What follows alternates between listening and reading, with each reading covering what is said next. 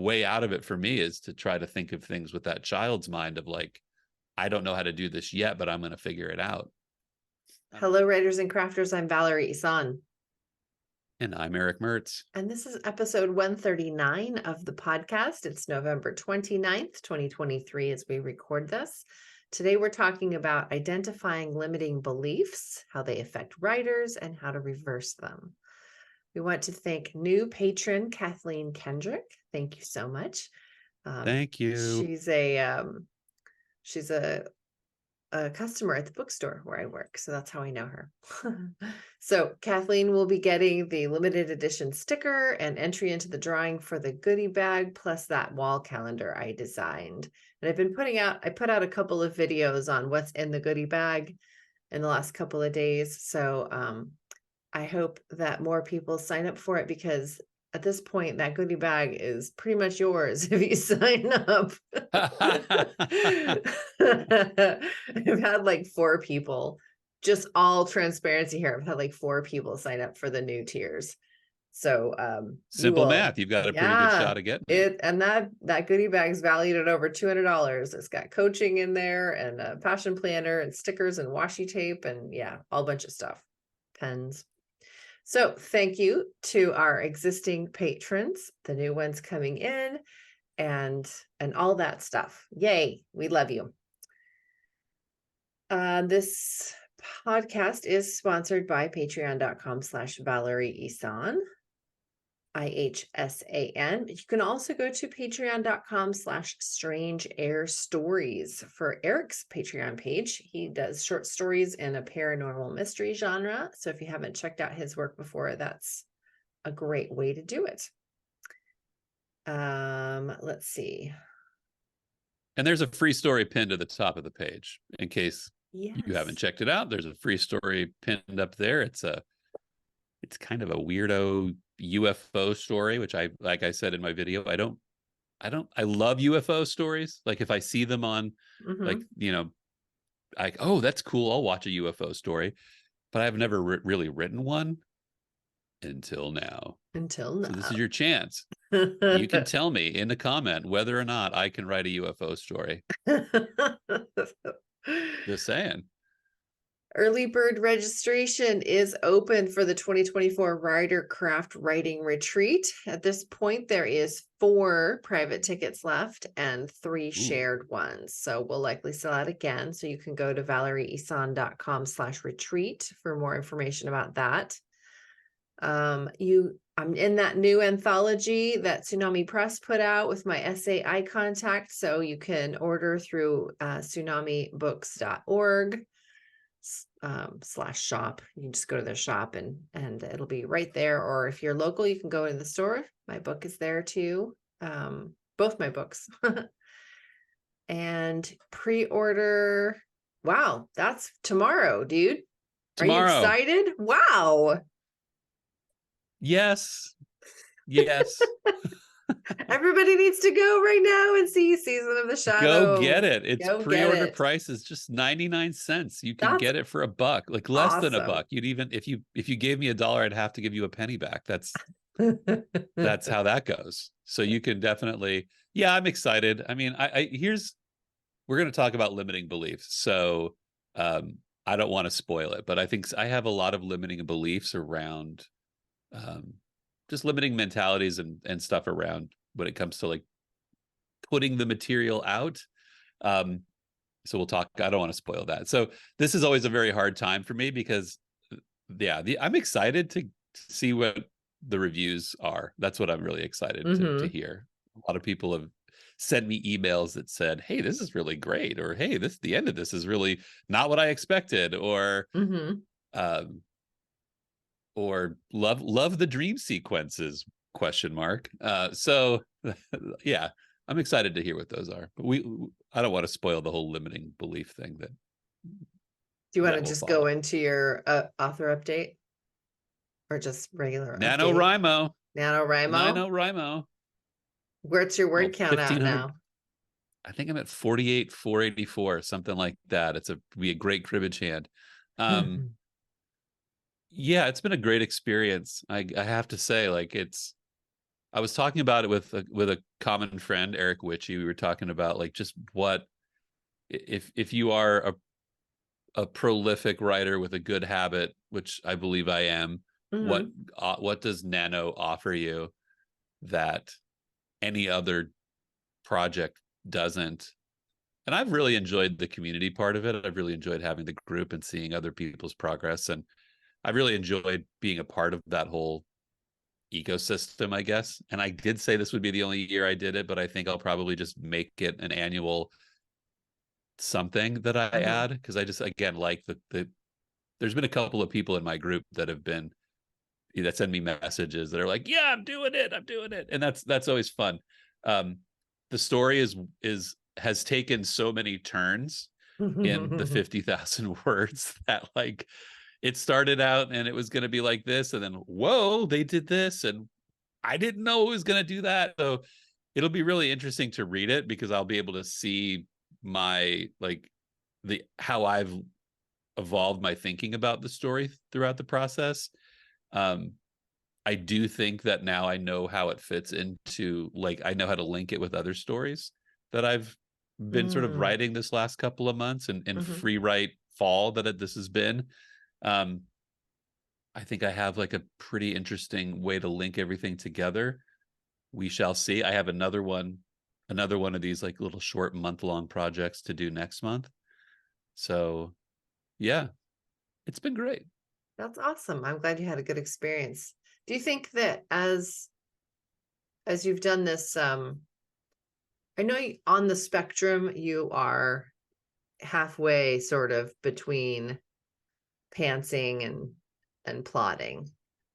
Yeah, I'd say I'm like 60 plot, 40 pants. Okay, so in this process though, have you found yourself veering off more discovery writing? Yes, I would I 100% yeah. say. And I think what it does is, so like normally, so like I'll just spoil a little bit of it, because this book will come, this book will come out. It is going to be something I do something with. But there's a point where like the main character, who's a female, she works at a works at a bookstore. That's you. She's you're the character that works at the bookstore. She I'm works at an airport. the protagonist. Um, and her backstory, is that she had an abusive relationship with her husband, and I wanted to make that really interesting. But I hadn't really thought of how that abusive relationship would play out in the present. And normally, as I discovered that element of the story, I'd take the time to sort of like replot, kind of like integrate that new knowledge into the outline, into what I'm writing. As you're At writing? this, yeah. So like, let's say, Hmm. as I discovered that what this new, like, okay, this is how it's going to manifest for her in the present day scenes, I would have gone back to old scenes and kind of rewritten them so that I see Ah, what I'm hmm. saying. Yeah, yeah. I take a little more time. If give myself more time to write it, I can kind of bounce between scenes. I'm not so I'm not on such a forward Hmm. trajectory. I haven't done any of that in this. Like, I have not gone back and like retooled, re-engineered Hmm. anything. And that's a little hard for me to do, because I get a lot of energy from that, like cycling back through. Mm. And so I've had to really learn to trust that I know this character. I've just, okay, it's going to be okay if I don't show this characteristic in scene 1 that I'm showing in scene 5, because I'm going to rewrite all of it.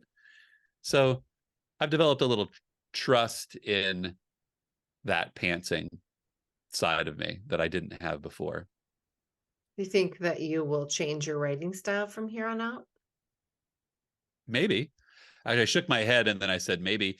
Um, I don't know. I think that I think I think I'm inherently more trustful of my plotting Yeah. capabilities, Hmm. and I tend to feel like I'm compromising when I'm pantsing. And I think now I'll trust a little more in that pantsing side of myself, that I'll just like, oh, this is going to go somewhere. Hmm. Um, and there's also elements in this story that are just trash. There's just stuff that like, okay, this didn't work out. I It don't was like just this at filler all. for the word count. It was just filler. Well, it was just a filler idea. It was like, Mhm. there was this relationship that I think was really important to me in the beginning, that it's just like, now that I'm towards the end, at the end of it, I'll finish it tomorrow. Like, all right, this relationship really doesn't matter much in the story. So you can take it out. So yeah. What about you? Give me your writing update.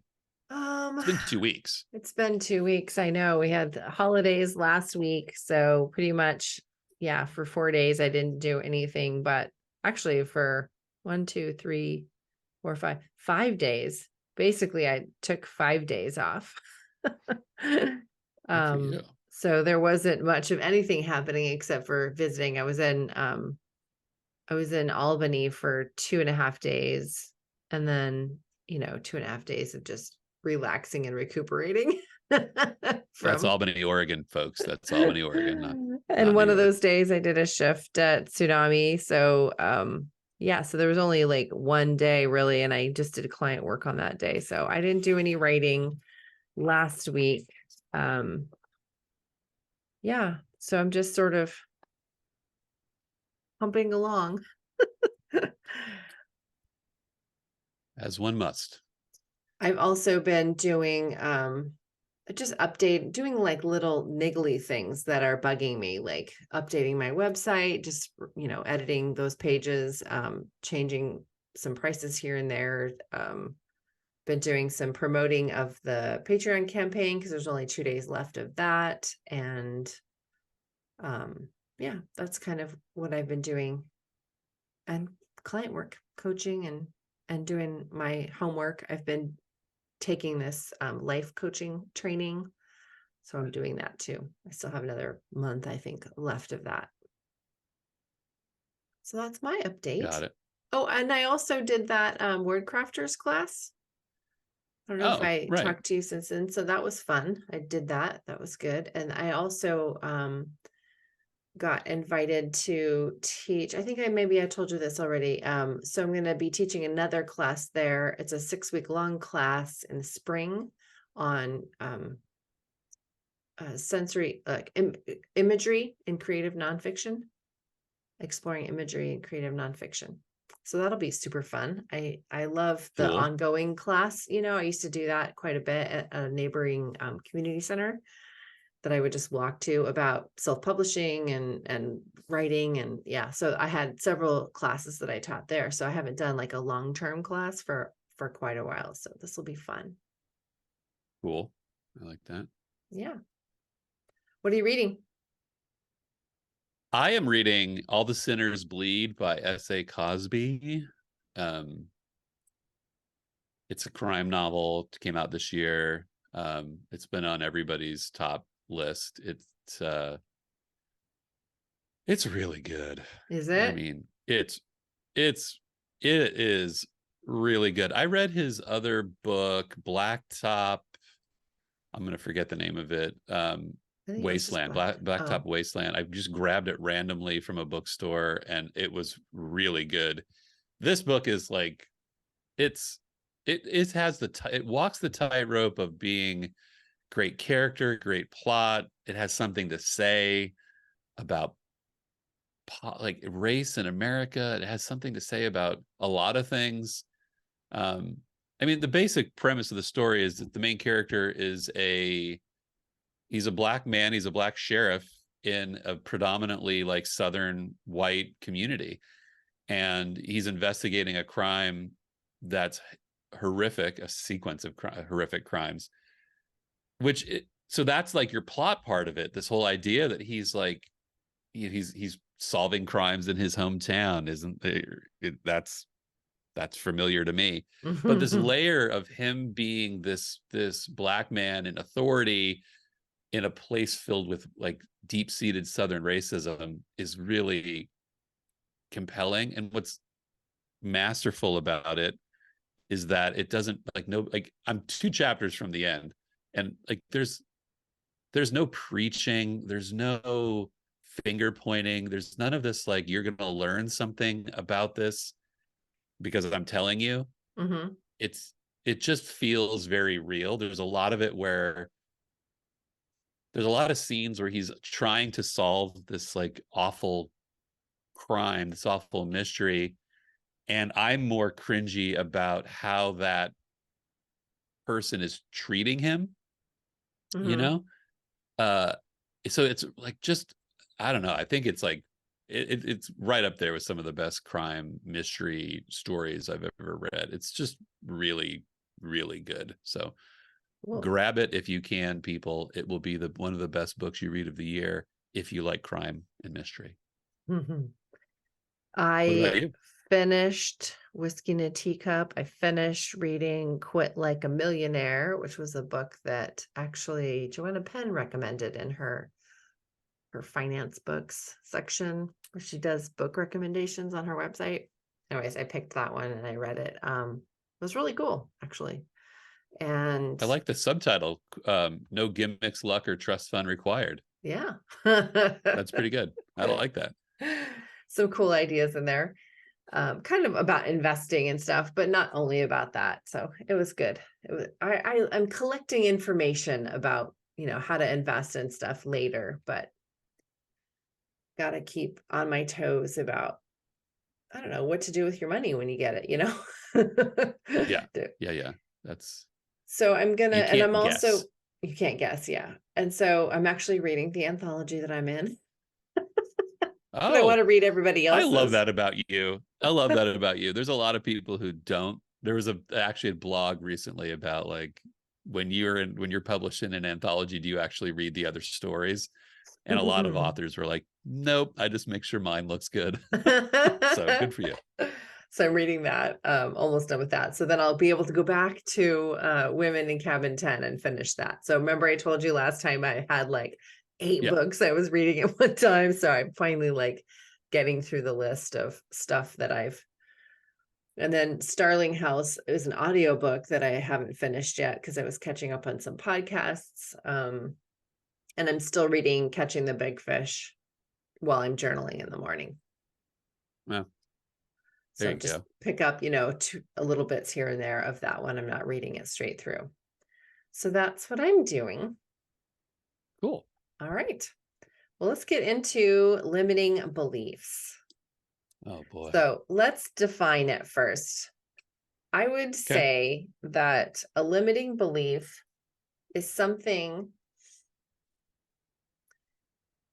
it's not necessarily negative self-talk. It is more like a belief, a truth that you believe is true that There you go.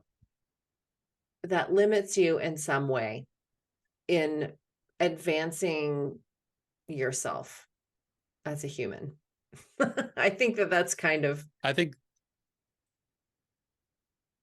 yeah. yeah, I think the subtitle of that book that you just referred to, like, is a limiting belief, right? Like, no gimmicks, luck, or trust fund required. It's like this idea that you can only create, a limiting belief might be you can only create wealth if you need a gimmick, luck, or a trust fund to have wealth. It limits what it limits is the action steps that you can take to create that yourself. And I think, Yeah. oh, yeah, So other they're very limiting prickly. beliefs, they are, and sometimes you just They're don't very, know that you have them. Like a limiting belief can be, I'm not a morning person. oh, I there mean, you go. who hasn't said that a billion times? Well, I'm a morning person, so I don't say that, but yeah, I hear people say that, and I'm like, well, you just talked yourself out of a good morning by saying that right there.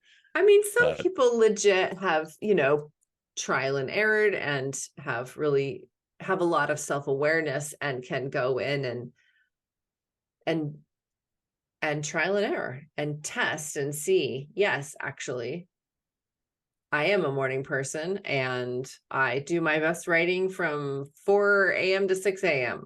Now that probably would never, ever be me, but I don't want to say that because that would be a limiting belief.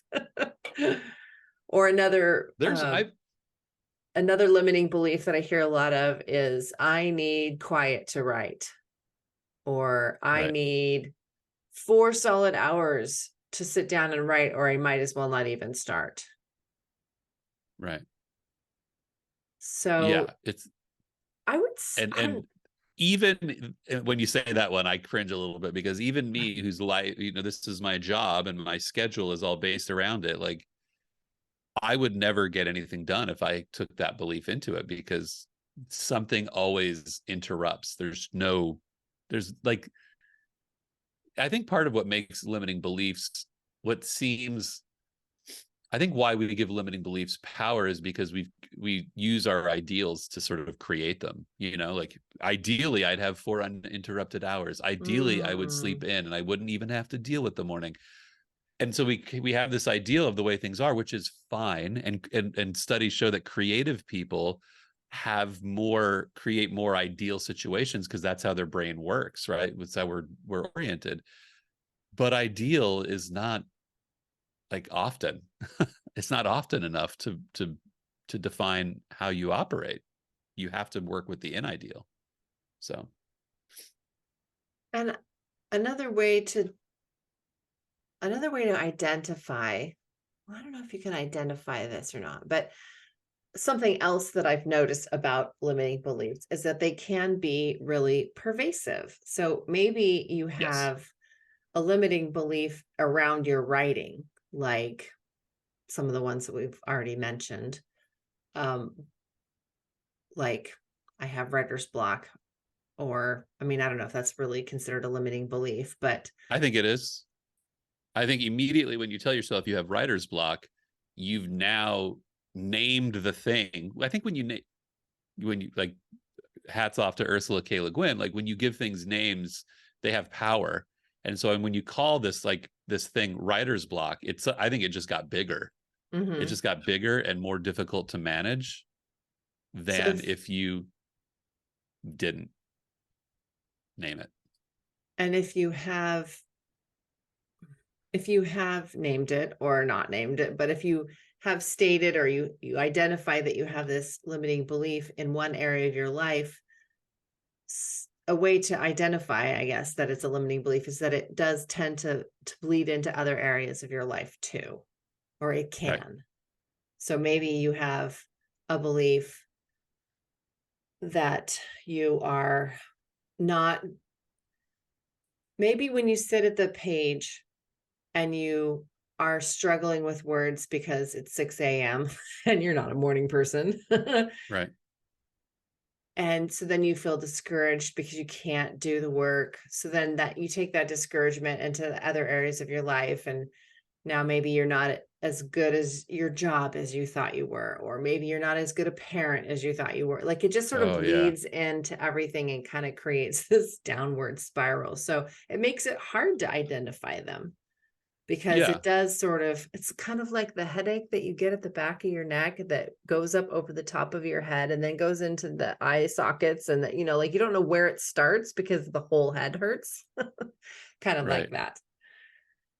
I think part of what gives them power, and part of why I think so, let me just use an example. My son is 9 years old, and he's at that age, third grade, where the world starts to challenge him a little bit.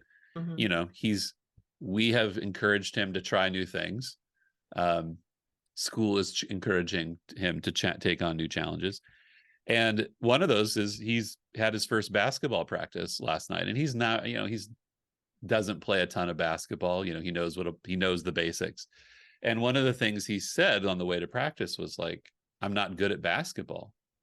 And I think that it's a fact, right? He's stating a fact. And I think when we state a fact about, when we, like, a lot of limiting beliefs are based on fact. And I think I don't, like, a person who says they're not a morning person says this because they know how they feel in the morning. My son says this because he knows he doesn't play a ton of basketball. He's being self-aware. I think the key is like adding that yet to that thing. I mean, if it's Mm-hmm. truly, and I've encouraged him to think of things that way, and it's starting to take root. And you're not a good basketball player yet. You go to this practice, you go to the next practice and the next practice and the next, you'll be a better basketball player. That's like getting out of that limiting belief, is recognizing that it's based in fact, but the only way to get past it is if you limit it. If you have to limit that limiting thought, otherwise you're never going to get past anything. And you train yourself to see everything as like, yep, I'm not a good basketball player. What's next? You know, What I'm not else good am at I not science. good at? Yeah. Yeah. So yeah, I really like that you use the word yet. That's a tool that I use sometimes too, to recognize and catch myself right away. Oh, that was a limiting belief. So adding yet to it can immediately like break the pattern and start helping you be more aware of what you're saying to yourself and how you're talking to yourself. And what Another that does to your thing, head, if you yeah, say those things, I think you can train your brain to believe whatever it wants to believe. And I think that it's the sooner you get into the habit of, yeah, adding that yet, or, and I just want to kind of go back to something we were just saying a moment ago. This, like, there are some factors that are, yeah, if you have physical ailments, if you have 9 kids, you might not be a morning person because you have a struggle, you have a real challenge in getting out of bed in the morning. You might have a real challenge because the world needs you to be mom from 6 to 9 o'clock, and that leaves you worn out. So there are some things that limit us that are not just the product of belief. correct. So yeah, I just don't want that to sound like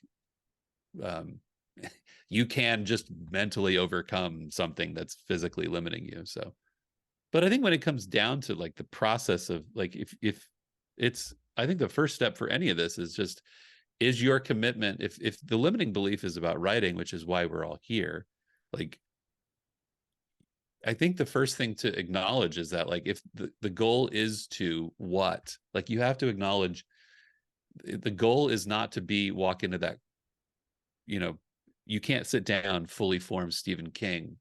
You can't sit down at the table with a fully formed, ready to go finished novel. That it's a limiting belief to think that's possible.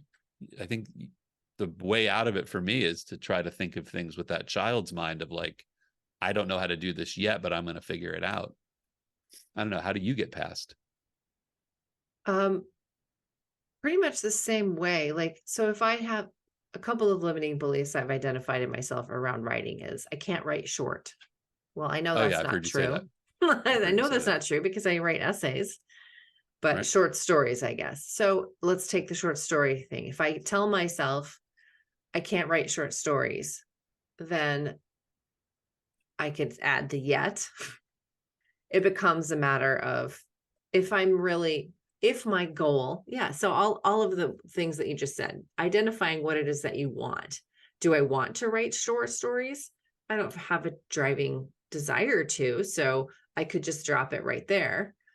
Right. Or if it is something that I want to develop, then I teach myself how to do it. I find Right. mentors, I read books, I I do case studies and rip apart other best-selling, short stories and see how they work and deconstruct them and come up with maybe a template at first, like, oh, look, they did this and they did this, so let me try putting my stuff in there, and oh, I see how it works. Okay, now let me write one that's you know Right. my own fully, so I can either get myself out of the statement, which helps me identify, wait a minute, that's not necessarily true all the time. I don't have to own that story that I'm telling myself. I can change it by researching and educating myself and practicing, like the basketball. Right. I also think that if I come up with journaling is really my way, because I always assumed all writers journaled, I've but I never. know that that's not true. But I use that as a tool to help me um, reverse those limiting beliefs. So if I have a limiting belief, um, let's just say I can't write in the afternoon. Maybe that was a limiting belief I used to have because I am a morning person. So I figured Right. that's my most creative time and that's when I have the most energy. So I'm going to do all my writing in the morning. And once it's the afternoon, I just can't do it. Well, I happened to stretch myself in the pandemic. There was a write-in thing on Zoom in an afternoon time slot, like 2 to 4 p.m. And I was like, sure, I'll try it. It's not going to be very, it's not going to work. But I wanted like the camaraderie. So I went ahead and did it. And I was totally surprised that lots of words just came out effortlessly. And I was genuinely surprised at that. I had no idea that that was going to happen. So sometimes I can challenge the belief, like, I can't write in the afternoon. Well, who says that? Why do I think that? Let's try it. Other times I will have, maybe it's a little bit more personal. Maybe the limiting belief has something more to do with, I'm a bad writer, or I'm never going to sell any books, or, I mean, that's not negative. That's more negative self-talk, I guess, rather than a limiting belief. But if there is a belief that, I'm trying to think of one right now, I'm trying to think of like, what's one of my limiting beliefs right off the top of my head? Well, as I kind of hinted earlier, like my limiting belief is that I'm good at writing and that's what I need to do. And I'm sure I've said things like that in here, like I focus all of my attention on writing and like, coming up with the idea, cultivating the idea, executing the idea. And there's this feeling that I always get at the end of a project where it's like, now that it's done, I mean, I'm happy to have it done. And I like the process of completing it. I like the process of doing all that stuff. But then like, once it's done, it holds there's less appeal to it for me, and so I have this limiting belief that doesn't, in a sense, like I have a limiting belief that like I don't need to focus on that, and I really just feel like once the book is done, I've done writing it, it's done. But I see a lot of writers who, once that book is done, they really kick into another gear and they do this other, like, they're out there talking about it, they're out there pushing it, they're launching. Whereas like I get into this contented space of like, this limiting belief of like, well, I've done what I do best and that's what I'm content with that. And I am working like actively to try to get around that. I think part of it is like, I kind of told myself like, maybe you don't get to write any new ideas until you actually launch one in an effective way. So it's hard for me to get like, my limiting belief is, I guess, I don't know how to do that. You don't know how to do. Oh, that's your limiting belief, period. I don't know how to do I don't know that, how to, whatever that is. I know how to write, and that's what's important. I don't know how to do this. And it keeps me from doing it. It keeps me from pushing it. I make time every day to like, I'm going to do this for a half an hour every day. That's what I kind of figured. Like, if I take a half an hour every day to market, launch, push, reach readers, do all this, I will get better at it. And what have I done for those half hours? I've done everything else, because I kind of avoid that, like, so because I keep getting back to that voice in my head that says, why don't you just put that time towards writing? That's what you really like to do. So I think that like part of that is based on, it's based in fact. It's totally based in fact. I am more comfortable writing and I am better at it. And there's this I think we talked about this like a year ago. Like, it's hard for me to be bad at this. But I think it's pushing, I've been working on pushing past it. So you keep saying that these are based in fact. I would like to respectfully disagree. Oh gosh. We don't have time for disagreeing. We're almost out of time. You can disagree. I think the beliefs are opinions.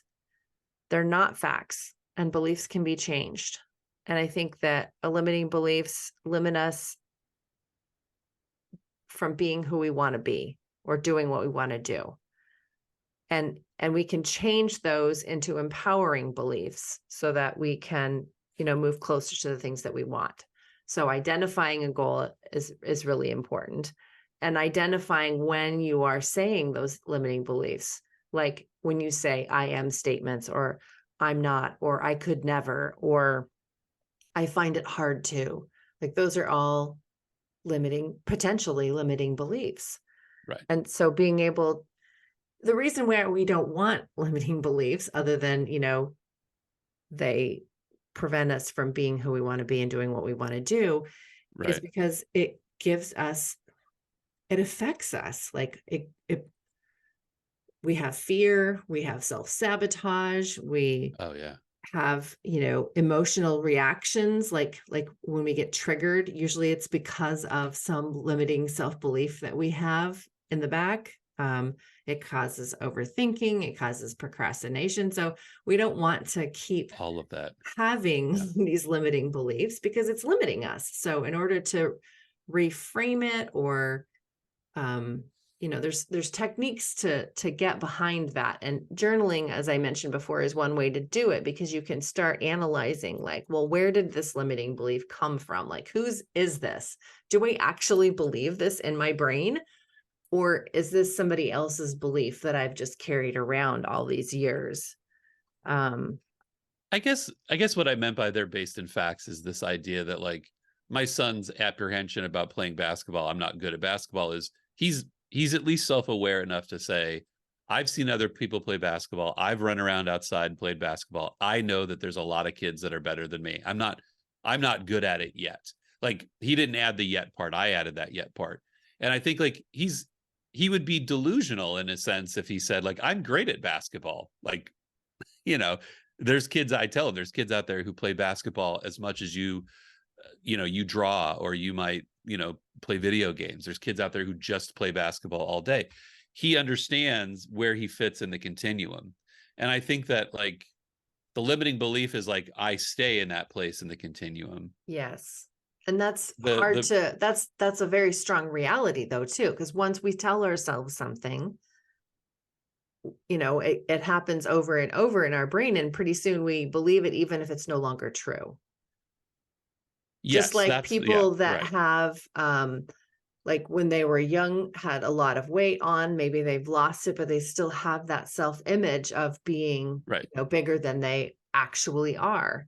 So being able to change your mindset so that you can, even if you just can reframe the statement in your brain, like adding the yet. I'm not good at Yeah. basketball yet. Or I'm learning how to be a better basketball player every day. Like that's even Yeah. better. That's more Yeah. empowering, because there's action behind it. And I think that also, when you say, I'm learning to be a better basketball player every day, I'm learning to be a better writer every day, Mm-hmm. it gives power to the days that, because part of getting better is accepting the failure along the way. Like, Hmm. you don't always, God, basketball is such an easy example. I guess I'm a sports mind, but like, you might take 100 shots every day, and you're not going to hit one more every day. You're going to have days that there's not a linear growth.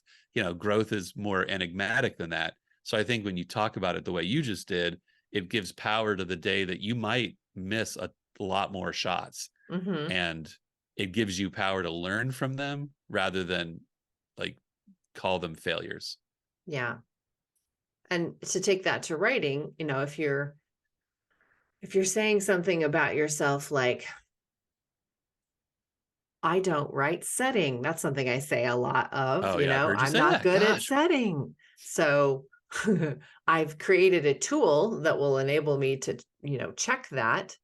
And it is important to be aware of your, I was gonna say weaknesses, but I don't want to be negative, but we're all stronger at some things than others. Right. So just knowing where you might fall short a little bit allows you to go back in and check and make sure that's great. So I've created a tool, by doing a specific editing pass on my work for setting. But if I want to attack that limiting belief that I can't write setting, I mean, I can write setting because I Right. go back in and do it. So I could just drop that. There's no truth in that. That was just a I can write setting. I just don't do it at the beginning. I do it later. And that's my writing process. So right there, just recognizing that the way I'm doing it isn't wrong. I'm not bad at it. I just do it in a different way. And maybe someday I'll reevaluate how I do it and change my writing process. But for right now, it works. And I don't feel like it's limiting. It just, unless I say it that way. If I say I don't, but I can correct it. And right now, today, even as we're talking, I can see that statement I had been saying to myself for years, is not true. I don't need to say it anymore. And I think here on air, I've reversed a limiting belief, you guys.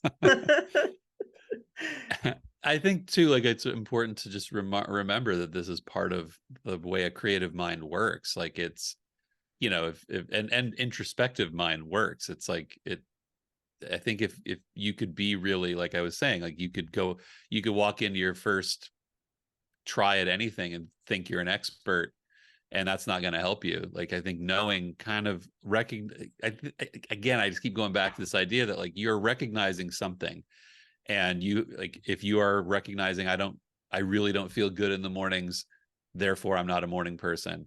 I haven't gotten the results in this, so I must not be good at it. Like, that's a fine. Like, that's part I think part of what limiting beliefs are. It's like they're part of diagnosing. Like, they're the product of diagnosis, which we all need to change. Mm-hmm. And it's just what you do with that diagnosis that determines where you move. Like, I thought I mean, I don't think I write great setting either. I think I feel myself struggle with it. Sometimes feel myself writing quickly through the setting to get to the character interaction, which I'm so much more interested in doing. But I've given myself the permission to, like, it's harder for me. I'm not bad at it. And I'm not saying I don't write it well. It's just, I have to put a different energy to it to get it right. So what we do with the diagnoses that really matters more than anything else. Yeah, we have to turn it around and empower ourselves to take action, because that's what's going to break the cycle of the limiting belief. The cycle of the limiting belief. It sounds like both like a horror story and like a new age book. It's like the cycle of the limiting belief. So when you find yourself hear yourself saying a limiting belief, you can first add a yet to try to identify, oh, wait a minute, actually, this is not necessarily true. Maybe journal about it, figure out where it's coming from, rewriting it into a positive affirmation statement so that you can say that to yourself whenever you hear yourself say, oh, I don't do that. Oh, but I am learning every day, like, reframe it right there as you catch yourself saying it. And then also, like you said, what's the goal? What is it that you want? And take an action step towards that, regardless of what your limiting belief is. And that will help break that cycle. Or just use it to eliminate something, as, like, I don't know, I'm not good at carpentry. That could be a limiting belief, but I can say that, like, in the future that I see, probably not going to seek any carpentry opportunities. That's okay. It's okay then to just not, like, it's okay not to, you don't have to go through and, like, you don't have to add yet to everything. You can just, like, weed things out. Like you said, yeah, I was going to say that's an editing thing. Right. Well, like you just said, like, I'm not, you told yourself you're not good at writing short stories. Is that a goal? If not, fine. You don't write short stories. Like, not that I'm not good at it. I just don't want to do it right now. Right. That might change. Yeah. I guess you just, in the quest for self-improvement, you also have to realize you have this, like, there's limited time, so you don't have to improve in everything. You have to just decide what is really important. Exactly. Yeah. Well said. I love animals. I don't have any horses. I don't need to get good at horses, because I'm probably not going to ever own one. That's okay. That's okay. All right. So wherever you find yourself in your writer's journey, remember that you are learning and growing every day. And when you find yourself saying a limiting belief to yourself, then add that yet. Try to reframe it right there. Try to, form yourself a positive statement that is also true for you, and find a way to take action on the thing that you want. Right. Thank you for talking with me today, Eric. Oh my gosh, my pleasure. All right. Well, see you next time. See you next time. Bye for now.